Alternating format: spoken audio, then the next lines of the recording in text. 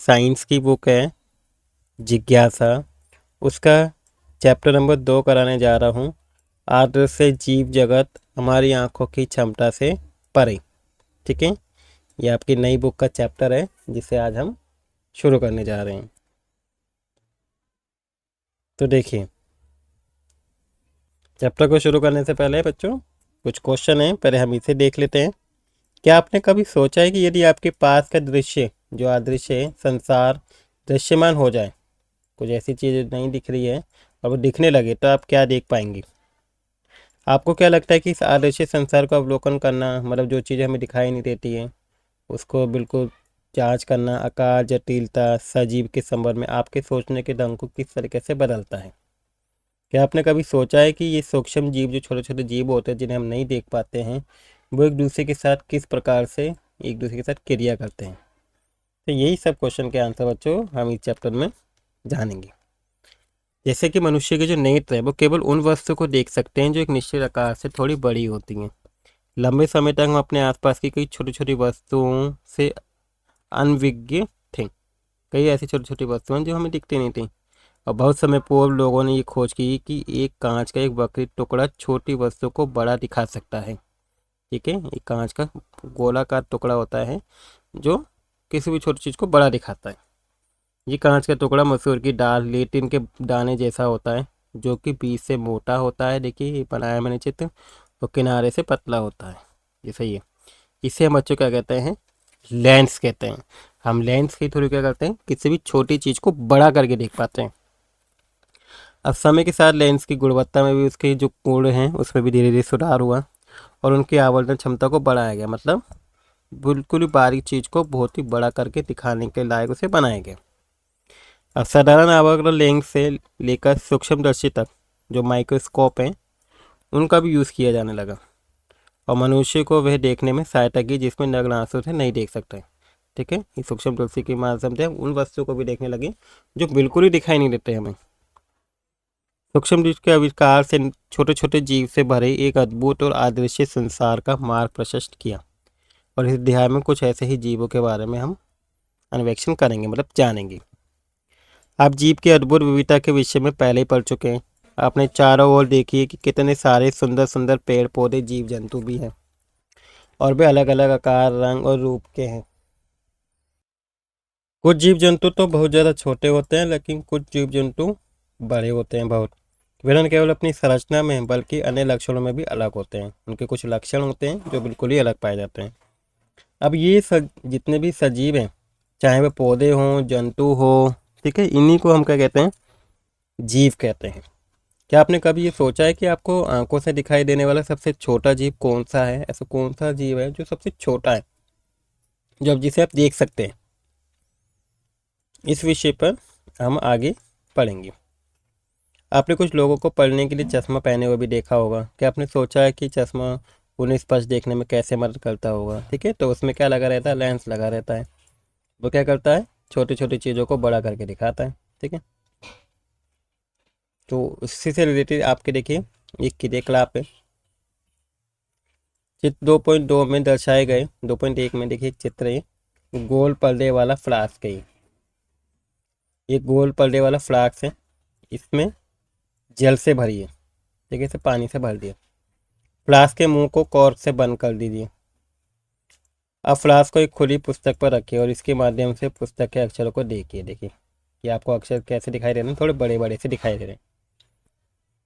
तो हम क्या देखा? हमें यही देखा कि जो अक्षर है वो थोड़े बड़े दिखाई देने लगे। जब आप फ्लास्क के माध्यम से अक्षरों को देखते हैं तो वो बड़े दिखाई देते हैं। ऐसा इसलिए होता है क्योंकि जल से भरा ये फ्लास्क एक आवर्धक लेंस की तरह काम करता है, जो किसी भी छोटी चीज़ को क्या करता है बच्चों? बड़ा करके दिखाता है। अब एक रियल का आवर्धक लेंस लीजिए और किसी छोटे जीव जैसे चींटी को देखिए। क्या आप उसके शरीर की संरचना को पहले से और अधिक साफ देख पा रहे हैं?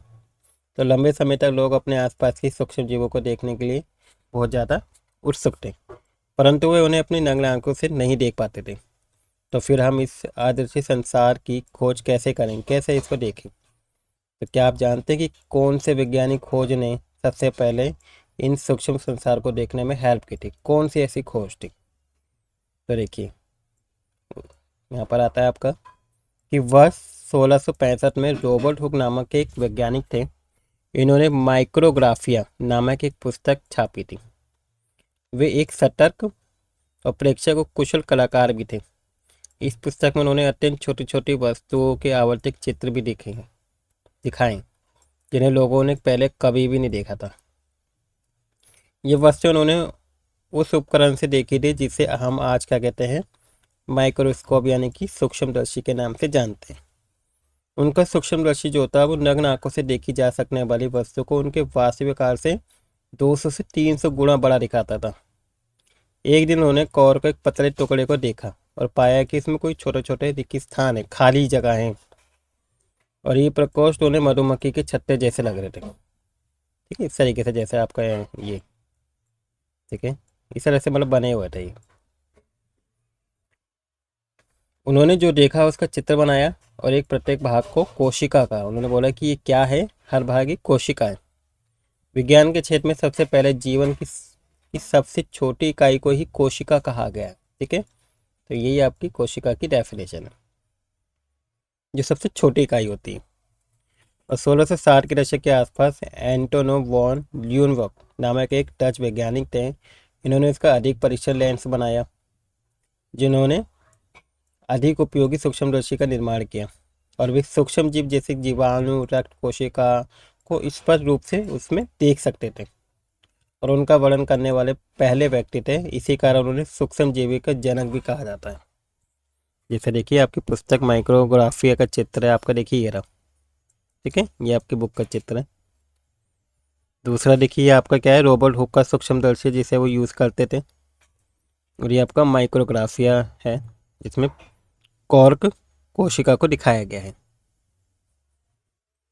तो अब इसमें सबसे पहला टॉपिक बच्चों आता है कि आखिर जो कोशिका है वो क्या है। तो देखिए हमने पढ़ा है कि विज्ञान की जो सबसे छोटी इकाई होती है उसी को बोलते हैं हम कोशिका। अब जितने भी जीव होते हैं, जितने भी पादप होते हैं, सभी क्या हैं, कोशिकाओं से बने। सभी सजीव कोशिका से बने होते हैं। हम ये देख सकते हैं कि ये देखकर आश्चर्यचकित हो सकते हैं कि कोशिका वास्तव में आखिर दिखती कैसी है। एक सूक्ष्मदर्शी की सहायता से कोशिका की मूल संरचना का और अधिक से हम क्या करें, जानते हैं। देखिए एक क्रियाकलाप है, अपने रसोई घर से या बगीचे से एक प्याज लीजिए और उसे पानी से भली भांति धो लें। प्याज को, प्याज के लंबवत टुकड़े को काट लीजिए इस तरीके से जैसे काटा गया है। एक टुकड़ा लीजिए, चिमटे की सहायता उसकी भीतरी सतह से पतली एवं पारदर्शी परत को बाहर निकालिए, और इस परत को प्याज की झिल्ली कहेंगे, जो बिल्कुल पतली पर उसको बाहर निकालेंगे जैसे ये। प्याज की झिल्ली को 30 सेकंड के लिए सैफरन यानी कि लाल रंग का अभिरंजन के कुछ बूंदों वाली पेट्री डिश में रख दीजिए, जैसे यहाँ पर रखा हुआ है। इससे कोशिका गुलाबी रंग की हो जाती है और उन्हें स्पष्ट रूप से देख सकते हैं। क्या पतले ब्रश की सहायता से प्याज की झिल्ली को दूसरी पेट्री डिश में रखिए जिसमें पानी हो, ताकि अत्यधिक अभिरंजक दिखाई दे, जैसे इसमें।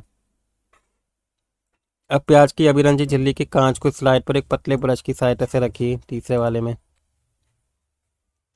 स्लाइड पर प्याज की झिल्ली के ऊपर ग्लिसरीन की एक बूंद डालिए, जैसे यहाँ पे डाला गया चौथे चित्र में ना। ग्लिसरीन कोशिकाओं को सोखने से बचाएगा और उन्हें अधिक स्पष्ट देखने में हमें क्या करेगा, मदद करेगा।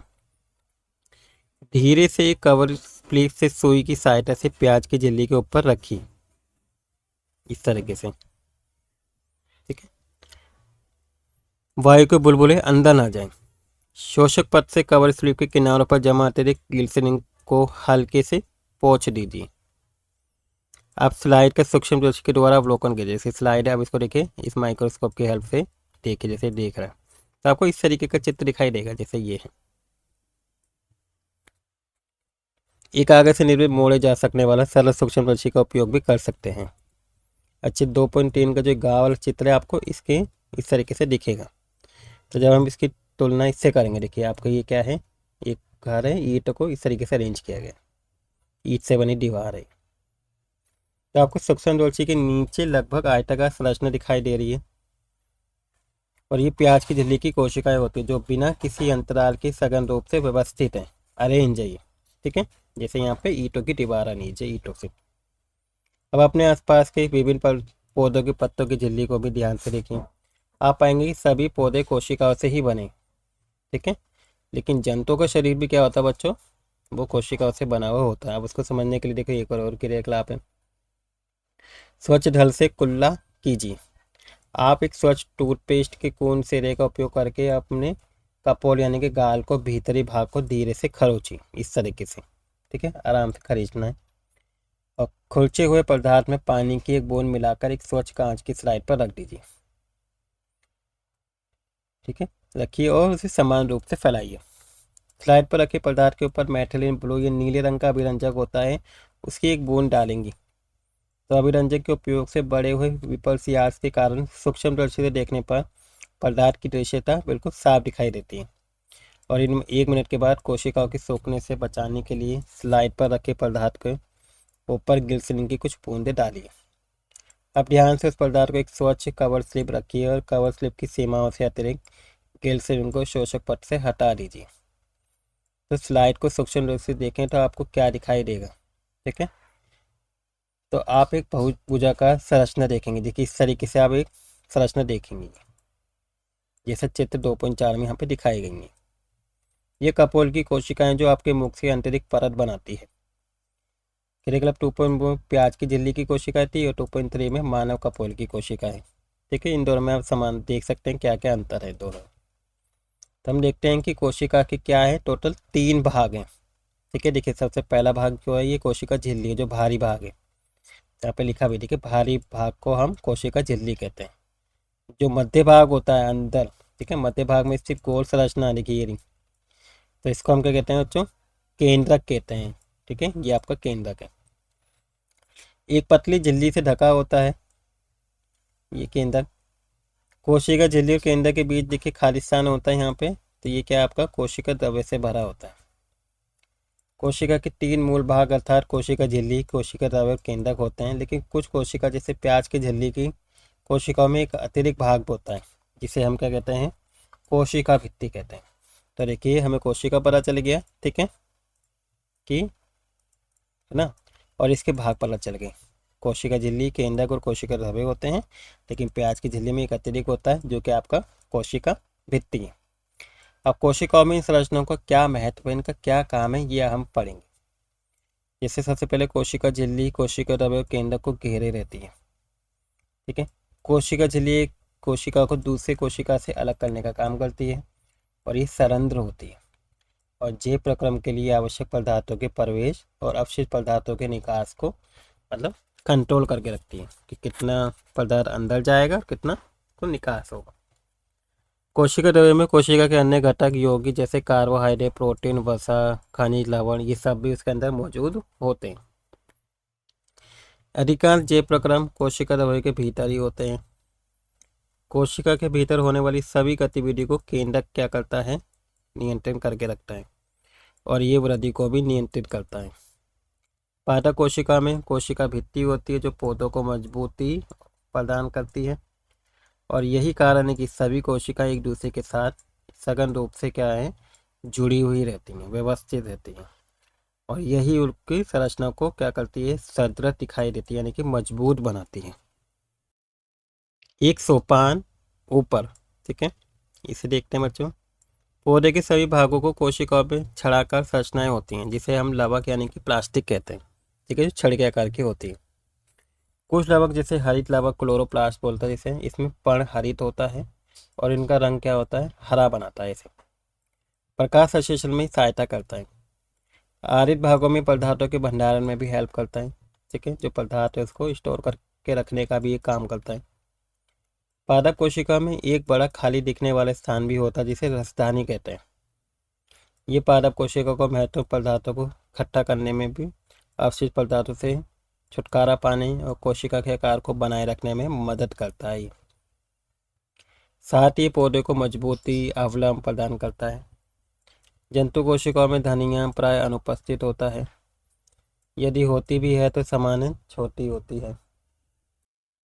ये छोटी ढानियाँ अब पानी में घुले हुए पदार्थ को क्या करती है, इकट्ठा करती है, जैसे चित्र 2.5 में देखिए यहाँ पे दिखाया गया है, ठीक है। अतः कोशिका तरल पदार्थ का एक ढेला मात्र नहीं है, बल्कि ये कई विभिन्न भागों से बनी हुई होती है कोशिका, जिनमें से प्रत्येक अपना खास कार्य होता है तथा ये कोशिका और साथ ही संपूर्ण जीव के लिए कार्य करना संभव बनाती है। देखिए यहाँ पे एक चित्र दिया हुआ है, जो ये आपका जंतु कोशिका है और ये आपका पादप कोशिका है। ठीक है, इसके भाग दिखाए गए हैं। जैसे देखिए केंद्रक है, ठीक है, केंद्रक है, यहाँ पे ये रस का केंद्र। हरितलवा देखिए ये आपके पादप में पाया जाता है। कोशिका द्रव्य दोनों में पाया जाता है। रसधानी पादप में पाई जाती है। माइटोकॉन्ड्रिया भी देखिए दोनों में पाया जाता है। कोशिका झिल्ली भी दोनों में पाई जाती है और कोशिका भित्ति आपके पादप में पाई जाती है। ठीक है, ये आपके डिफरेंस भी आ जाता है बच्चों कभी कभार इन दोनों में क्या डिफरेंस है, तो आप इसे डिफ्रेंशिएट कर सकते हैं, मतलब अंतर बता सकते हैं। अब कोशिका की मूल संरचना को तो समझ सकते हैं कि क्या किससे ये बनी हुई होती है।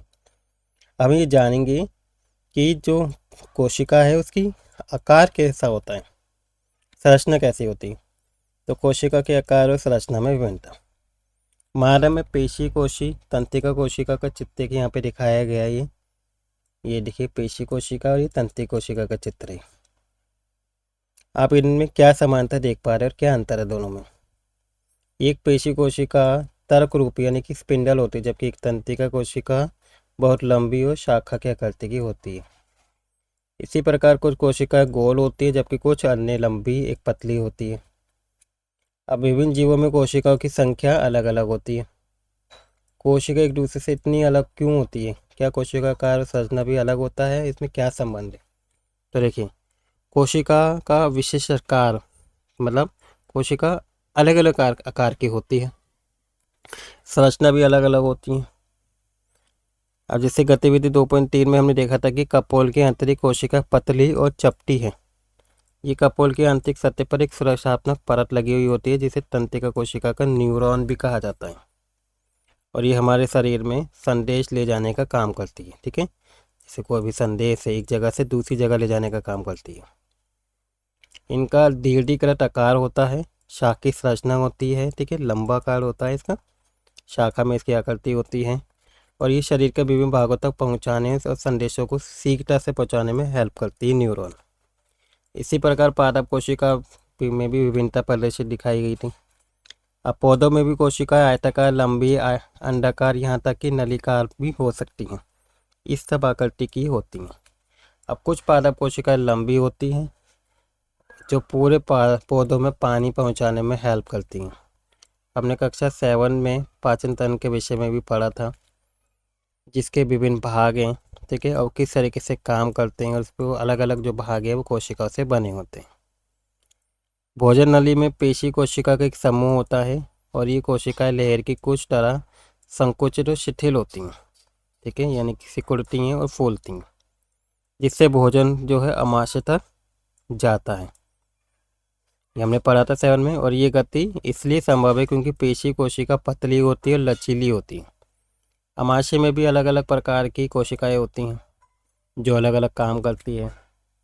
आमाशय की भित्ति में स्थित पेशी कोशिका भोजन को मथने में हेल्प करती है और आमाशय के आंतरिक स्तर में स्थित अन्य कोशिका पाचक रस पाया जाता है इसके अंदर, अम्ल जो उत्पन्न करता है। ठीक है, ये जो अन्य कोशिका हैं पाचक रस और अम्ल को उत्पन्न करने में हेल्प करते हैं। आमाशय यानी कि बच्चों जो हमारा पेट होता है, देखिए आपका चित्तिया वगैरह,